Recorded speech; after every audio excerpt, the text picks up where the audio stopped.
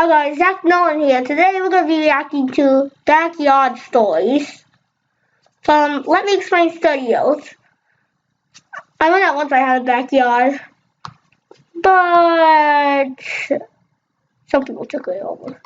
Ah, the backyard. The personal wonderland of suburban kids everywhere. A place of curiosity and imagination. A minefield of anthills and lost Hot Wheels.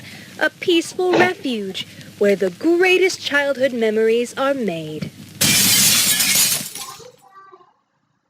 Girls! She did it! Hello, my geeks and peeps, my explainers and entertainers, my little oodle-ollies. Rebecca Parham here. Backyards are great. They have grass and trees and fences. To a kid, they could be the plains of Africa, the jungles of Papua New Guinea, the great wilderness of Alaska, or the perfect place for a treehouse. Can I just go on record to say that I freaking love treehouses? I mean, look at these. They're mystical and woodsy and full of character.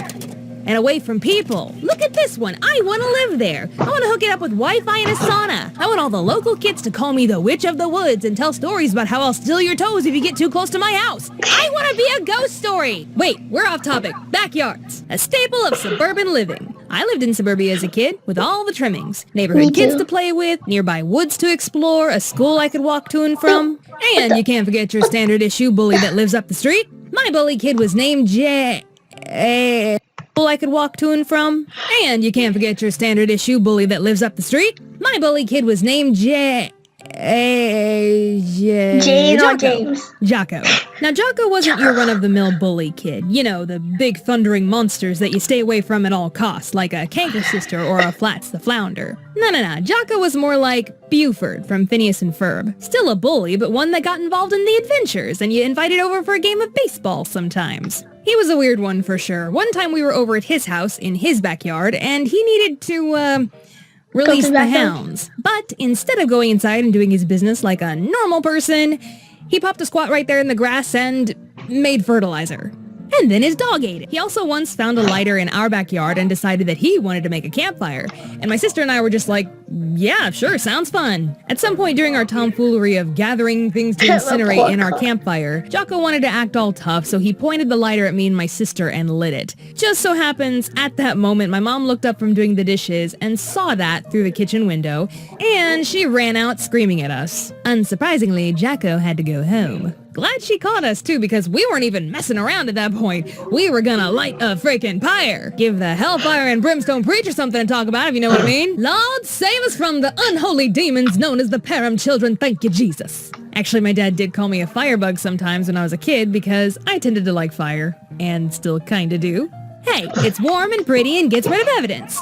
Everything you want in a boyfriend. But the big story that I remember about Jocko was the tree incident. One day, my sister and I were playing baseball with Jocko in our backyard when one of us hit the ball over the fence into the neighbor's yard. Our neighbor wasn't home and their backyard gate was locked, so Jocko came up with a bright idea. He began climbing our giant oak tree so he could swing over to the neighbor's tree, climb down, and retrieve the ball.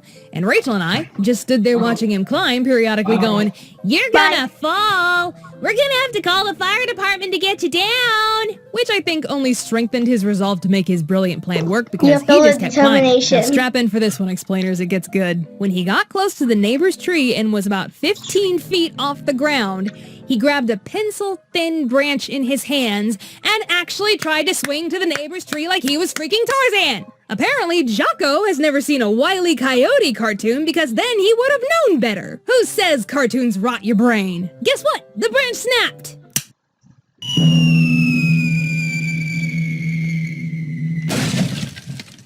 Ah! Mom! Jocko had not only fallen, no, he had crashed through the neighbor's wet bar, which my sources tell me is a bar or counter equipped with running water and a sink for serving alcoholic beverages in a home environment. And Jocko had completely obliterated this thing. It was like a dinosaur had stepped on it, just went pfft.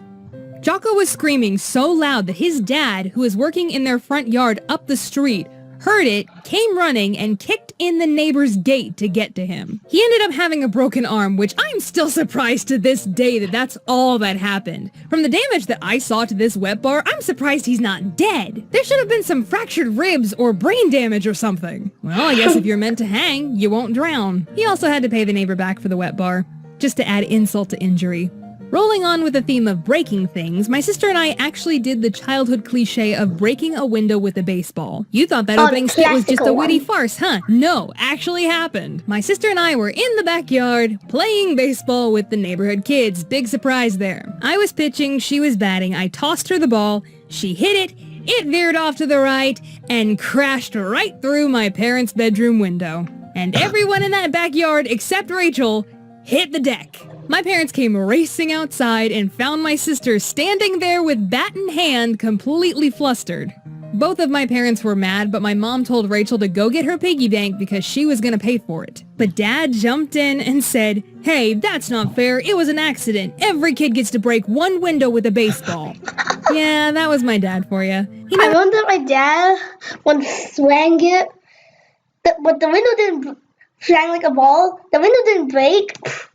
But it was like that. I forgot what it was like to be a kid, so he wanted the most fulfilling childhood for us, including all of the classic mistakes, like breaking a window with a baseball. So now I gotta tell one on me. About time, I suppose. When I was about 9 and should have known better, I would sometimes pass the time in the backyard by taking an old fence post, laying it over the side of our raised garden beds, and jumping on the end of it, launching an array of different materials into the air. Rocks, pebbles, grass, sticks, anything. This is what we did before we had the internet, kids. One day, I really wanted to launch a ball off of my makeshift catapult, but there was a problem. The ball would roll off of the fence post before I could launch it. Physics. Who knew? And in order to complete my little experiment, I needed an assistant. Oh, David! My little brother David was about 3 at the time and was very susceptible to suggestion, which worked out perfectly for me, not so perfectly for him. I told him on the count of 3 he was going to put the ball on the fence post so I could quickly jump on the other end before it rolled off. Simple enough, wouldn't you say? But when I counted to 3 to commence our experiment, he did something a little unforeseen. He leaned down directly over the fence post to very carefully place the ball. And by the time I looked over and saw him doing that, it was too late. My entire weight came down and the fence post smacked him right in the face. Well, I'm dead. I bequeath everything to my Teddy Ruxpin. David rightfully screamed at the top of his lungs and ran inside to Mom and Dad, who were not happy at all. David's whole face swelled up and there was a puncture wound on his cheek that was maybe an inch away from his eye. And he still has a scar there to this day. I got in a lot of trouble and my parents yelled at me that I could have blinded him, even though it was an accident and he wasn't supposed to put his face over the catapult. But I felt really bad, to the point where I still felt bad years later into adulthood when someone would bring up this story. But now, I've animated it and shown it to 1 million people, so it holds no more power over me anymore.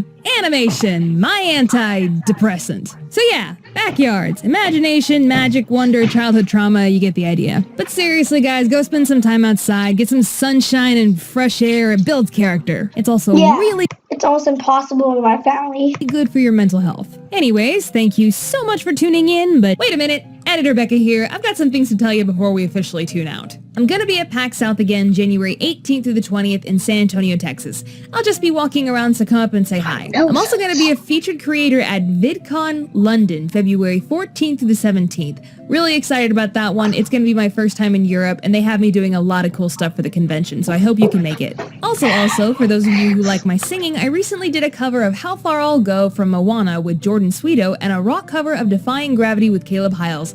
It was so much fun to sing those songs. I never get a chance to really sing on this channel, so I gotta sing on other people's channels, I guess.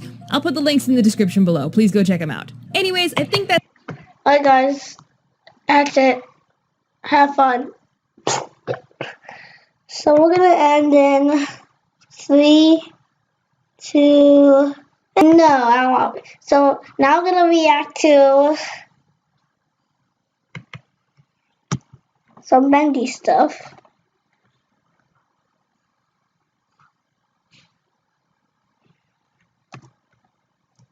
Wait, how?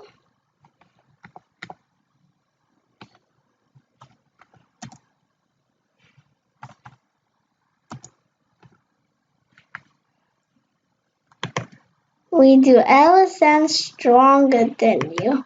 How do we do that? What it's like Okay. to love. Oh, my. Never mind. So, I'm not gonna watch the full video, okay? So, just in case I copyright you. I'm not gonna watch the full video, so you can't copyright me.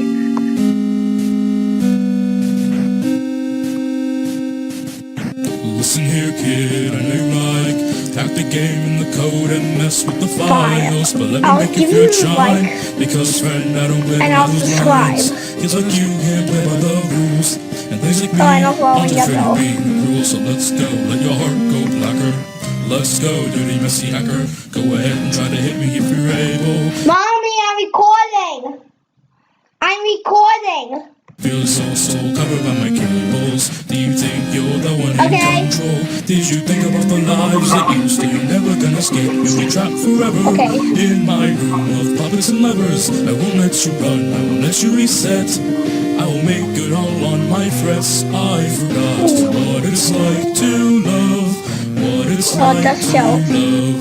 What She it's wants like me to jump. love. So then the others. What it's like to love, what it's like to love, what it's like to love.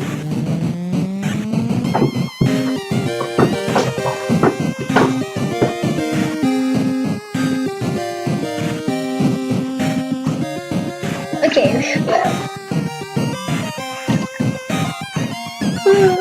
Flower fell, underfell. Okay. I won't give you a chance, I won't give you mercy. If you want to get past me, well, too bad, so sorry. Then again, no matter how strong, I think I am wrecked. I can't stop all the sounds of the scream back. Go ahead and hit me if you're able. Feel so get covered by my cables. Why you asking about my friends? It's really making me mad. Every push is making hard to see, but I know I need to keep going. I'll kill the AUs, I'll kill the glitches, I'll stop anomalies.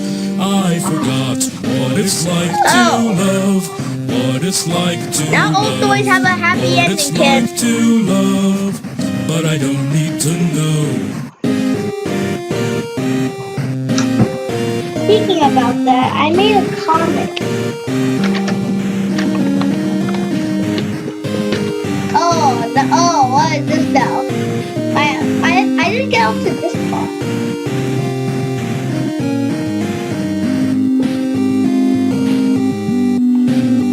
Okay, I'm done. See, I didn't watch your full video, and plus I gave you a like and subscribe and ring that bell. So I made a comic called Bendy's Genocide. I'm gonna just wait. First, it starts off as Bendy and his little Flowey. So Bendy's going to the portal to Undertale, holding a knife with his little friend. He kills the spider with his gun. He turns it to an ink portal. And here comes the violet pot. I don't know if you can see, but he's a stabbing tutorial. And he kills Frisk, he kills gas monsters, he kills a lot of people. And later, this is too violent for you, so I better not show you. Oh, and also, here comes a big fight. It says, warning, violence in the chapter, but Bendy wrote no. So it looks like, yeah. So he stabs the Bendy clothes. Castle blasts the hand, slices the searcher, but his little pet took off his head. Yeah, he took off his head. And then the end. Ha ha ha, like just a bunch of ha-has, like like Mega Flowey. That's it, Kara, the end. Done. So, bye guys. It's 3, 2, 1.